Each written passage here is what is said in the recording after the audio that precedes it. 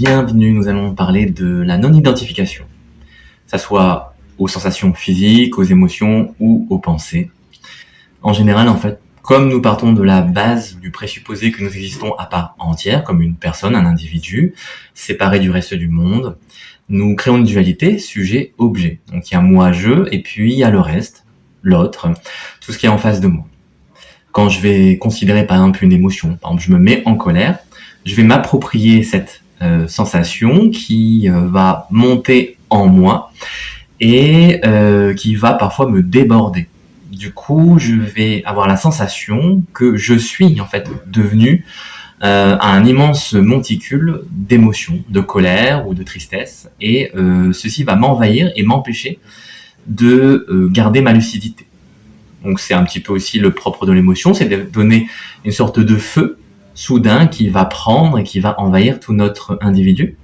Mais le problème, c'est qu'en général, on se laisse emporter. Et du coup, si il est juste de se mettre en colère lorsque, par exemple, quelqu'un fait une bêtise, ou bien qu'on voit quelque chose qui nous semble injuste, ou bien dans plein de situations où il faut un sursaut d'énergie pour agir et remettre les choses en place.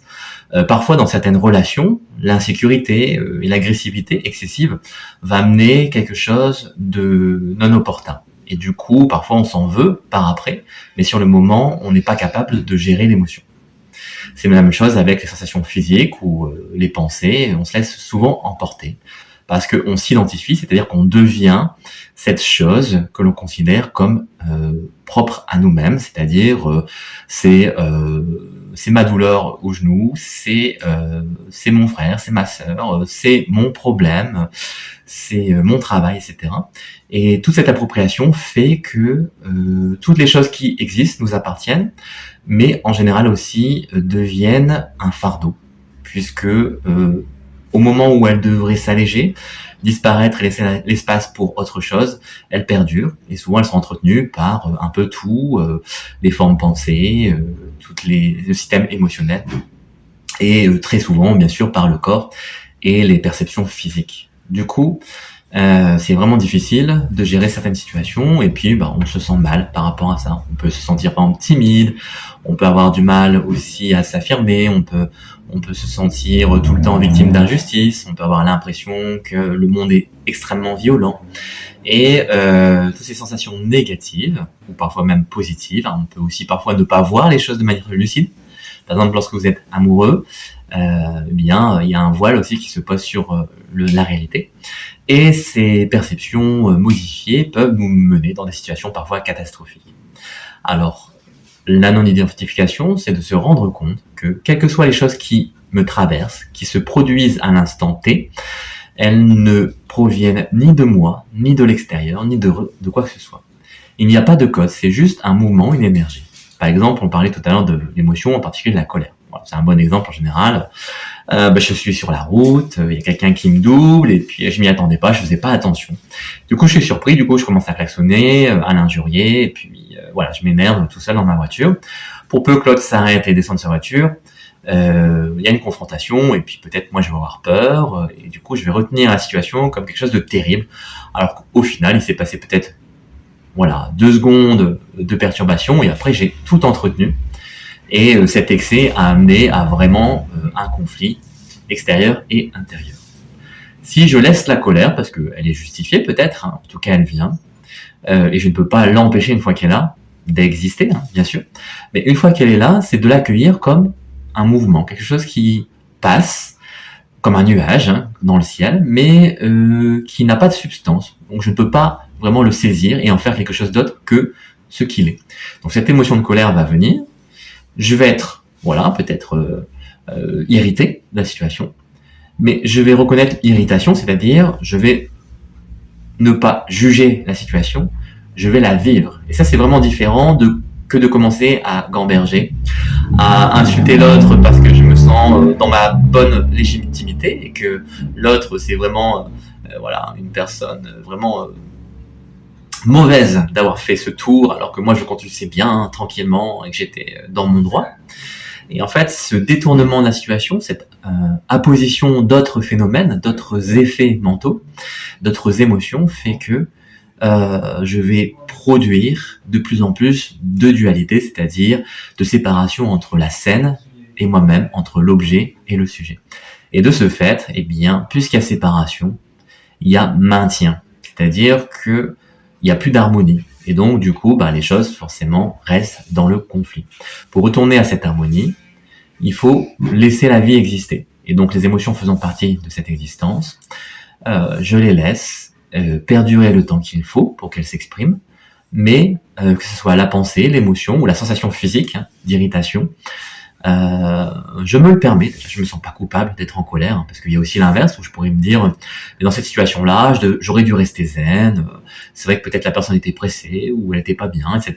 Mais tout ceci est aussi une projection mentale et ça n'offre pas de résolution du conflit intérieur, parce que même si je me donne des considérations, je peux quand même, au fond, me sentir toujours agressif vis-à-vis de l'autre. Et souvent, quand j'essaye de me raisonner, eh bien, l'émotion est plus forte.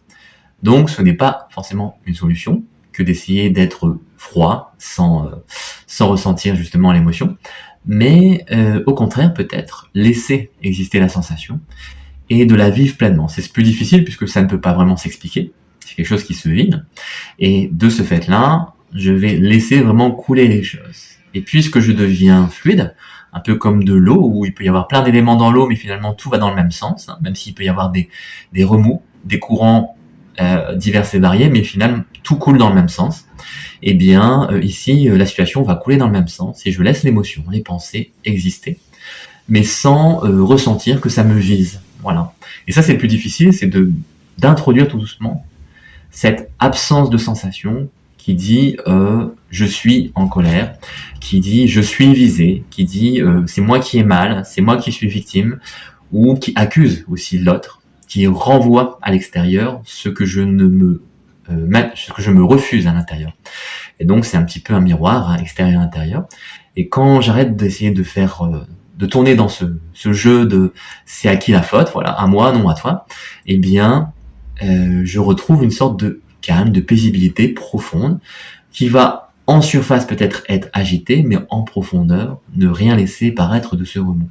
Et c'est ça un petit peu qu'on ressent dans le phénomène de non-identification, c'est qu'en fait, avec le temps, avec la pratique, avec l'expérience, je me rends compte que les choses passent à travers l'individu, mais que l'individu n'est qu'une interface, une expression de ce mouvement de vie plus global, et que au final, je ne suis pas l'individu restreint par l'émotion ou la pensée ou la sensation physique, je suis la vie qui va se ressentir sur un point focal qui est l'individu. Et ça, c'est pas la même perspective.